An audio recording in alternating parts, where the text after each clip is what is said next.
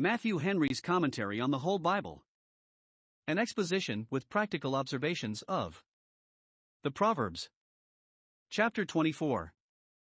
Proverbs 24 verses 1 to 2. Here. 1. The caution given is much the same with that which we had before, chapter 23 verse 17, not to envy sinners, not to think them happy, nor to wish yourselves in their condition, though they prosper ever so much in this world, and are ever so merry and ever so secure. Let not such a thought ever come into thy mind, oh that I could shake off the restraints of religion and conscience, and take as great a liberty to indulge the sensual appetite, as I see such and such do. No, desire not to be with them, to do as they do and fare as they fare, and to cast in thy lot among them. 2. Here is another reason given for this caution. Be not envious against them, not only because their end will be had, but because their way is so. Verse 2. Do not think with them, for their heart studies destruction to others, but it will prove destruction to themselves. Do not speak like them, for their lips talk of their mischief. All they say has an ill tendency, to dishonor God, reproach religion, or wrong their neighbor, but it will be mischief to themselves at last. It is therefore thy wisdom to have nothing to do with them. Nor hast thou any reason to look upon them with envy, but with pity rather, or a just indignation at their wicked practices. Proverbs 24 verses 3 to 6. We are tempted to envy those that grow rich and raise their estates and families, by such unjust courses as our consciences will by no means suffer us to use. But, to set aside the temptation, Solomon here shows that a man, with prudent management, may raise his estate and family by lawful and honest means, with a good conscience, and a good name, and the blessing of God upon his industry, and, if the other be raised a little sooner, yet these will last a great deal longer. 1. That which is here recommended to us as having the best influence upon our outward prosperity is wisdom, and understanding, and knowledge, that is, both piety towards God, for that is true wisdom, and prudence in the management of our outward affairs. We must govern ourselves in everything by the rules of religion first, and then of discretion. Some that are truly pious do not thrive in the world for want of prudence, and some that are prudent enough, yet do not prosper, because they lean to their own understanding, and do not acknowledge God in their ways. Therefore both must go together to complete a wise man. 2. That which is here set before us as the advantage of true wisdom, is that it will make men's outward affairs prosperous and successful. 1. It will build a house and establish it. Verse 3. Men may by unrighteous practices build their houses, but they cannot establish them, for the foundation is rotten. Habakkuk 2 verses 9 and 10, whereas what is honestly got will wear like steel and be an inheritance to children's children. 2. It will enrich a house and furnish it. Verse 4. Those that manage their affairs with wisdom and equity, that are diligent in the use of lawful means for increasing what they have that spare from luxury and spend in charity, are in a fair way to have their shops, their warehouses, their chambers, filled with all precious and pleasant riches, precious because got by honest labor, and the substance of a diligent man is precious pleasant because enjoyed with holy cheerfulness. Some think this is to be understood chiefly of spiritual riches. By knowledge the chambers of the soul are filled with the graces and comforts of the Spirit, those precious and pleasant riches, for the Spirit, by enlightening the understanding, performs all his other operations on the soul. 3. It will fortify a house and turn it into a castle. Wisdom is better than weapons of war, offensive or defensive. A wise man is in strength, is in a stronghold, a man of knowledge strengthens might, that is, increases it. Verse 5. As we grow in knowledge we grow in all grace. 2 Peter 3 verse 18.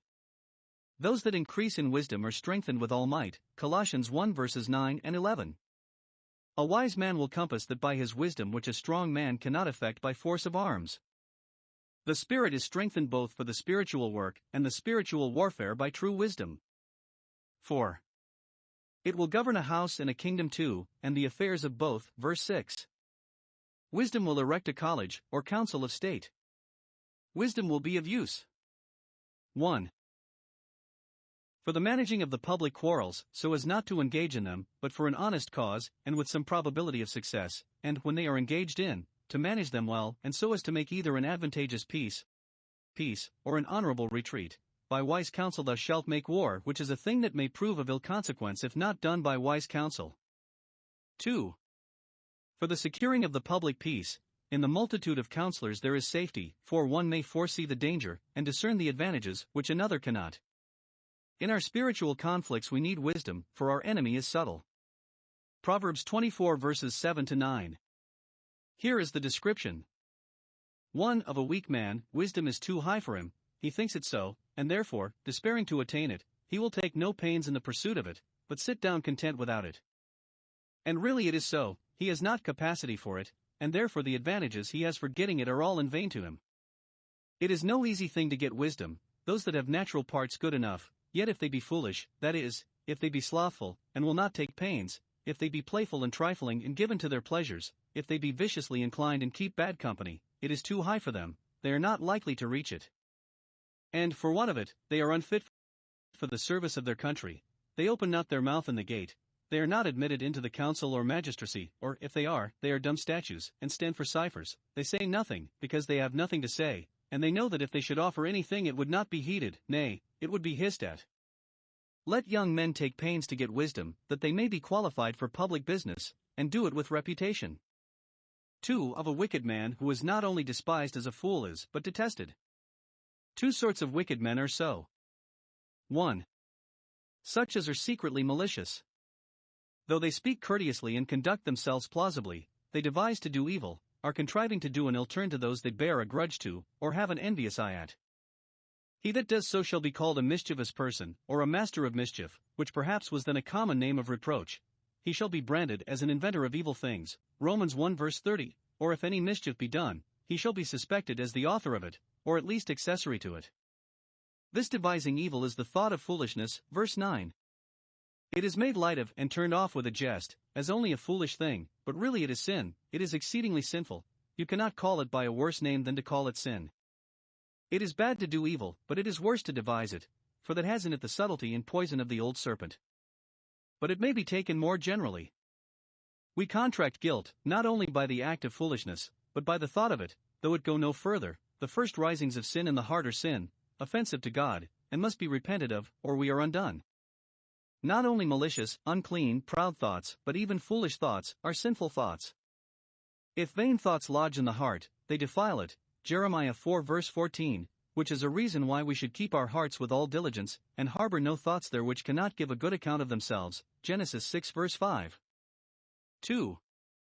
Such as are openly abusive, the scorner, who gives ill language to everybody, takes a pleasure in affronting people and reflecting upon them, is an abomination to men, none that have any sense of honor and virtue will care to keep company with him.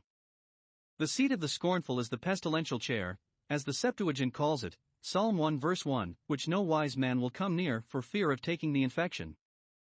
Those that strive to make others odious do, but make themselves so. Proverbs 24 verse 10.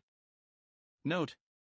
1. In the day of adversity we are apt to faint, to droop and be discouraged, to desist from our work, and to despair of relief.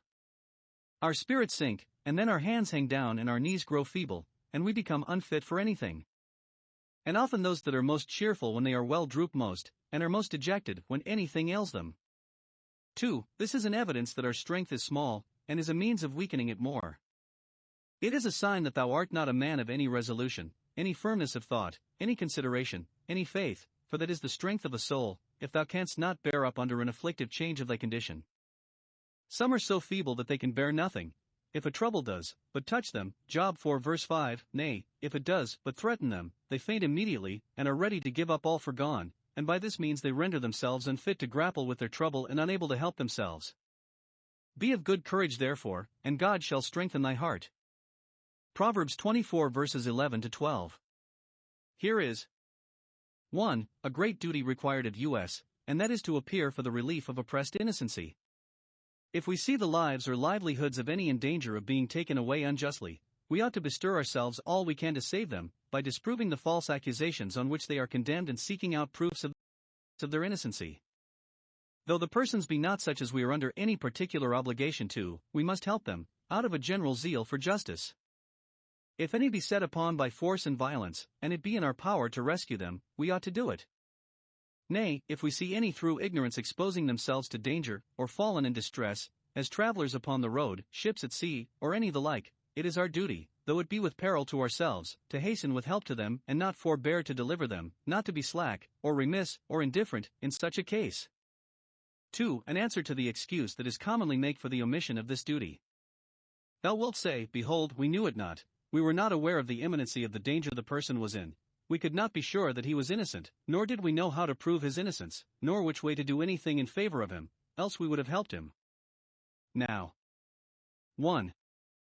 It is easy to make such an excuse as this, sufficient to avoid the censures of men, for perhaps they cannot disprove us when we say, we knew it not, or, we forgot, and the temptation to tell a lie for the excusing of a fault is very strong when we know that it is impossible to be disproved, the truth lying wholly in our own breast, as when we say, we thought so, and really designed it, which no one is conscious of but ourselves. 2.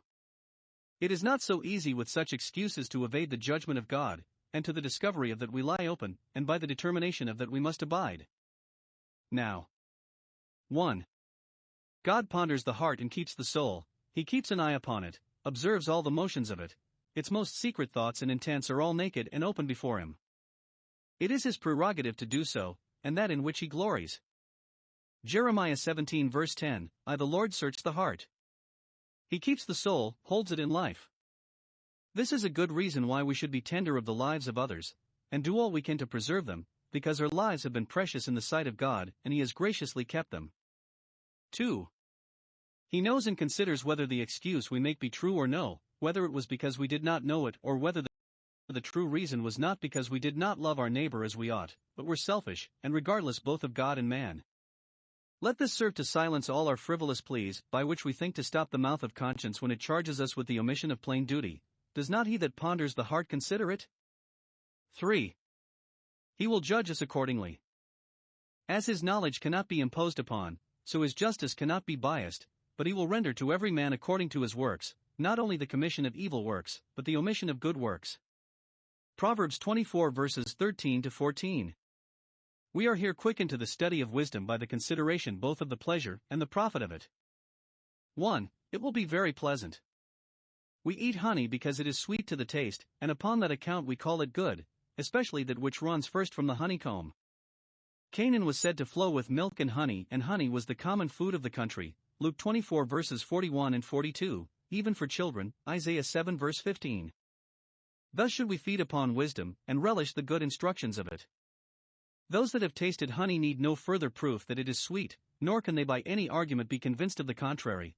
So those that have experienced the power of truth and godliness are abundantly satisfied of the pleasure of both, they have tasted the sweetness of them, and all the atheists in the world with their sophistry, and the profane with their banter, cannot alter their sentiments. 2. It will be very profitable. Honey may be sweet to the taste and yet not wholesome, but wisdom has a future recompense attending it, as well as a present sweetness in it. Thou art permitted to eat honey, and the agreeableness of it to thy taste invites thee to it, but thou hast much more reason to relish and digest the precepts of wisdom, for when thou hast found that, there shall be a reward, thou shalt be paid for thy pleasure, while the servants of sin pay dearly for their pains. Wisdom does indeed set thee to work, but there shall be a reward, it does indeed raise great expectations in thee, but as thy labor, so thy hope shall not be in vain, thy expectation shall not be cut off, chapter 23 verse 18, nay, it shall be infinitely outdone. Proverbs 24 verses 15 to 16. This is spoken, not so much by way of counsel to wicked men, they will not receive instruction, chapter 23 verse 9, but rather in defiance of them, for the encouragement of good people that are threatened by them. See here. 1. The designs of the wicked against the righteous, and the success they promise themselves in those designs. The plot is laid deeply, they lay wait against the dwelling of the righteous, thinking to charge some iniquity upon it, or compass dome design against it. They lie in wait at the door, to catch him when he stirs out, as David's persecutors, Psalm 59 title. The hope is raised high, they doubt not, but to spoil his dwelling place, because he is weak and cannot support it, because his condition is low and distressed, and he is almost down already. All this is a fruit of the old enmity and the seed of the serpent against the seed of the woman. The bloodthirsty hate the upright. 2. The folly and frustration of these designs. 1. The righteous man whose ruin was expected recovers himself. He falls 7 times into trouble, but by the blessing of God upon his wisdom and integrity, he rises again, sees through his troubles and sees better times after them. The just man falls, sometimes falls 7 times perhaps, into sins of infirmity, through the surprise of temptation, but he rises again by repentance, finds mercy with God and regains his peace. 2. The wicked man, who expected to see his ruin and to help it forward, is undone. He falls into mischief, his sins and his troubles are his utter destruction. Proverbs 24 verses 17 to 18. Here. 1. The pleasure we are apt to take in the troubles of an enemy is forbidden us. If any have done us an ill turn, or if we bear them ill will only because they stand in our light or in our way, when any damage comes to them, suppose they fall, or any danger, suppose they stumble, our corrupt hearts are too apt to conceive a secret delight and satisfaction in it. So would we have it, they are entangled, the wilderness has shut them in, or, as Tyrus said concerning Jerusalem, Ezekiel 26 verse 2, I shall be replenished, now she is laid waste. Men hope in the ruin of their enemies or rivals to wreak their revenge, or to find their account, but be not thou so inhuman, rejoice not when the worst enemy thou hast falls. There may be a holy joy in the destruction of God's enemies, as it tends to the glory of God and the welfare of the church, Psalm 58 verse 10, but in the ruin of our enemies as such, we must by no means rejoice, on the contrary, we must weep even with them when they weep, as David, Psalm 35 verses 13 and 14, and that in sincerity, not so much as letting our hearts be secretly glad at their calamities. 2. The provocation which that pleasure gives to God is assigned as the reason of that prohibition. The Lord will see it, though it be hidden in the heart only, and it will displease him, as it will displease a prudent father to see one child triumph in the correction of another, which he ought to tremble at, and take warning by, not knowing how soon it may be his own case, he having so often deserved it. Solomon adds an argument ad hominem addressed to the individual: Thou canst not do a greater kindness to thy enemy, when he is fallen, than to rejoice in it. For them to cross thee and vex thee, God will turn his wrath from him. For, as the wrath of man works not the righteousness of God, so the righteousness of God was never intended to gratify the wrath of man and humor his foolish passions, rather than seem to do that he will adjourn the execution of his wrath. Nay, it is implied that, when he turns his wrath from him, he will turn it against thee, and the cup of trembling shall be put into thy hand. Proverbs 24 verses 19 to 20. Here. 1. He repeats the caution he had before given against envying the pleasures and successes of wicked men in their wicked ways. This he quotes from his father David, Psalm 37 verse 1. We must not in any case fret ourselves, or make ourselves uneasy, whatever God does in his providence, how disagreeable soever it is to our sentiments, interests, and expectations, we must acquiesce in it. Even that which grieves us must not fret us, nor must our eye be evil against any, because God is good. Are we more wise or just than he? If wicked people prosper, we must not therefore incline to do as they do.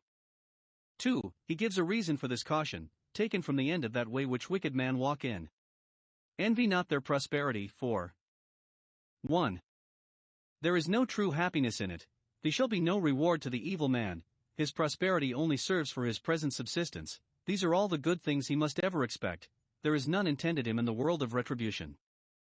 He has his reward, Matthew 6 verse 2. He shall have none. Those are not to be envied that have their portion in this life, and must outlive it, Psalm 17 verse 14. 2. There is no continuance in it, their candle shines brightly, but shall presently be put out, and a final period put to all their comforts, Job 21 verse 17, Psalm 37 verses 1 and 2. Proverbs 24 verses 21 to 22. Note. 1. Religion and loyalty must go together. As men, it is our duty to honor our Creator, to worship and reverence him, and to be always in his fear. As members of a community, incorporated for mutual benefit, it is our duty to be faithful and dutiful to the government God has set over us, Romans 13 verses 1 and 2. Those that are truly religious will be loyal in conscience towards God, the godly in the land will be the quiet in the land, and those are not truly loyal, or will be so no longer than is for their interest, that are not religious. How should he be true to his prince that is false to his God? And, if they come in competition, it is in a judged case, we must obey God rather than men. 2. Innovations in both are to be dreaded. Have nothing to do, he does not say, with those that change, for there may be cause to change for the better, but those that are given to change, that affect change for change sake, out of a peevish discontent with that which is, and a fondness for novelty, or a desire to fish in troubled waters, meddle not with those that are given to change either in religion or in a civil government, come not into their secret, join not with them in their cabals, nor enter into the mystery of their iniquity. 3. Those that are of restless, factious, turbulent spirits, commonly pull mischief upon their own heads ere they are aware, their calamity shall rise suddenly. Though they carry on their designs with the utmost secrecy, they will be discovered, and brought to condign punishment, when they little think of it. Who knows the time and manner of the ruin which both God and the king will bring on their contemners, both on them, and those that meddle with them? Proverbs 24 verses 23 to 26.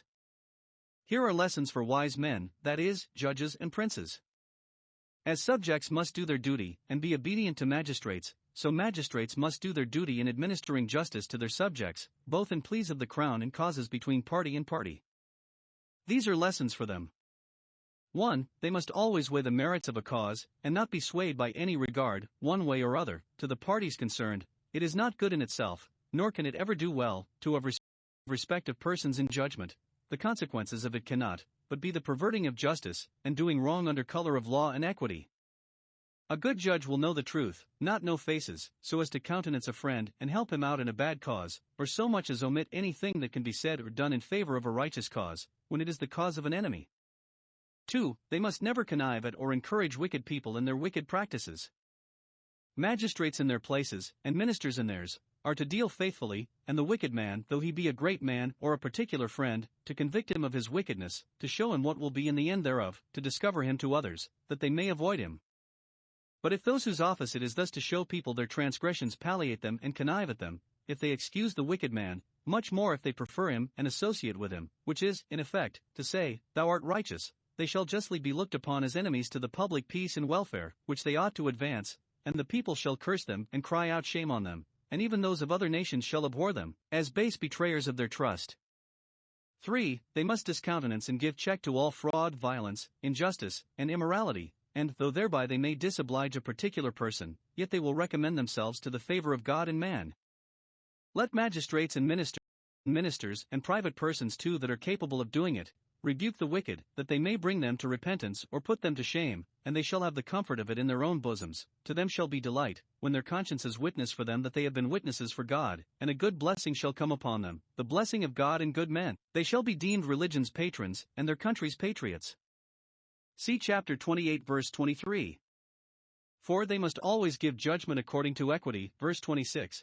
They must give a right answer, that is, give their opinion and pass sentence according to law, and them true merits of the cause, and every one shall kiss his lips that does so, that is, shall love and honor him, and be subject to his orders, for there is a kiss of allegiance as well as of affection. He that in common conversation likewise speaks pertinently, and with sincerity recommends himself to his company, and is beloved and respected by all. Proverbs 24 verse 27.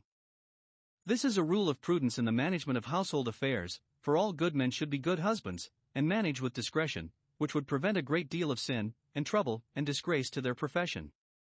1. We must prefer necessaries before conveniences, and not lay that out for show which should be expended for the support of the family.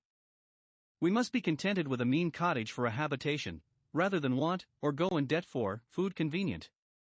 2. We must not think of building till we can afford it. First apply thyself to thy work without in the field, let thy ground be put into good order. Look after thy husbandry, for it is that by which thou must get, and when thou hast got well by that, then, and not till then, thou mayest think of rebuilding and beautifying thy house, for that is it upon which, and in which, thou wilt have occasion to spend. Many have ruined their estates and families by laying out money on that which brings nothing in, beginning to build when they were not able to finish. Some understand it as advice to young men not to marry, for by that the house is built, till they have set up in the world, and not wherewith to maintain a wife and children comfortably. 3. When we have any great design on foot, it is wisdom to take it before us, and make the necessary preparations, before we fall to work, that, when it is begun, it may not stand still for want of materials. Solomon observed this rule himself in building the house of God. All was made ready before it was brought to the ground, 1 Kings 6 verse 7. Proverbs 24 verses 28 to 29. We are here forbidden to be in anything injurious to our neighbor, particularly in and by the forms of law either. 1. As a witness, never bear a testimony against any man without cause, unless what thou sayest thou knowest to be punctually true, and thou hast a clear call to testify it.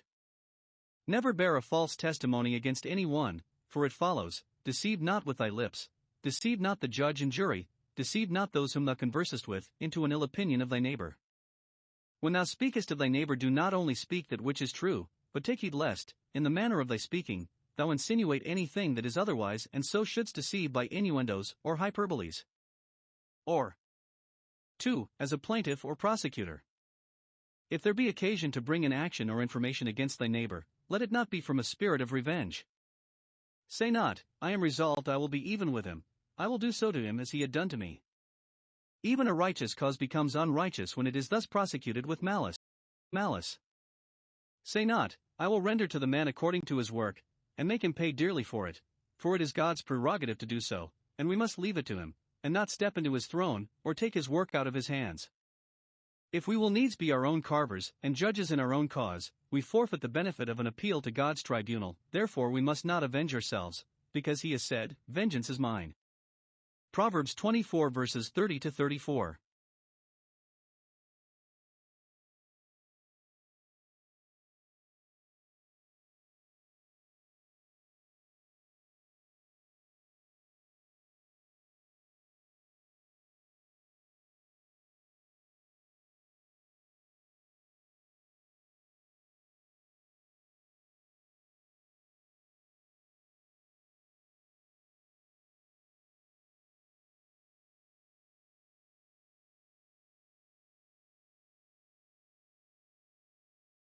Here is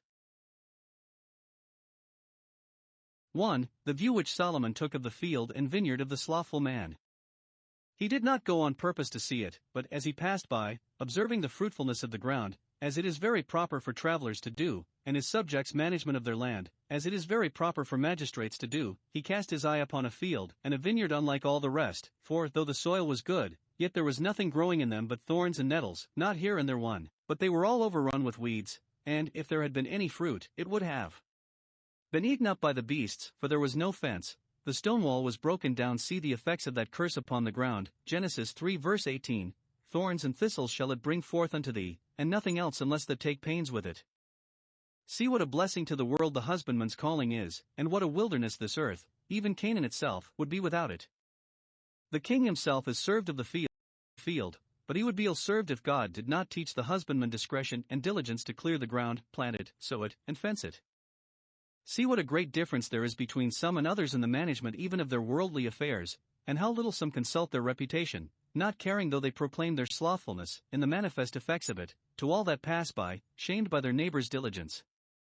2. The reflections which he made upon it. He paused a little and considered it, looked again upon it, and received instruction. He did not break out into any passionate censures of the owner, did not call him any ill names, but he endeavored himself to get good by the observation, and to be quickened by it to diligence.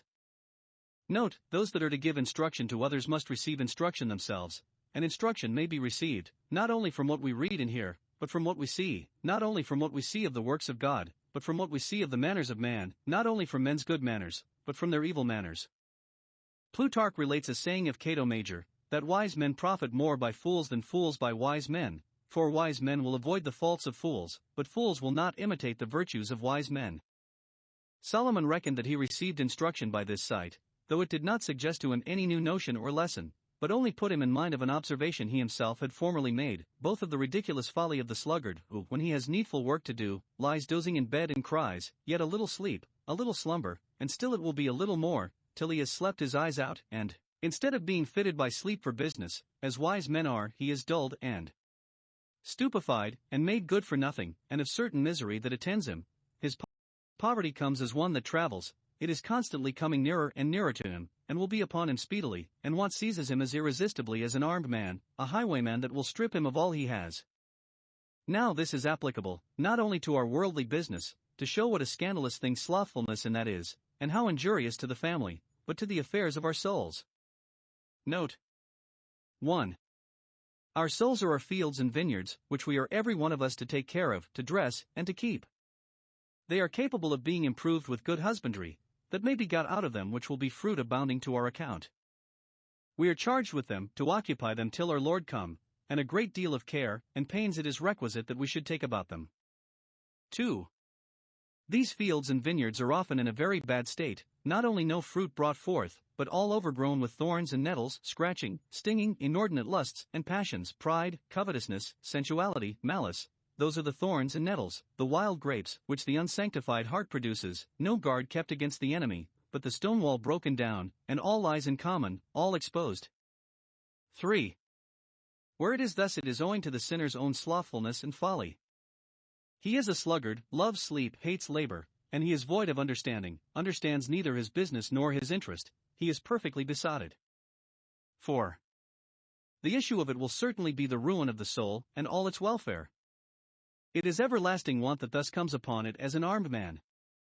We know the place assigned to the wicked and slothful servant.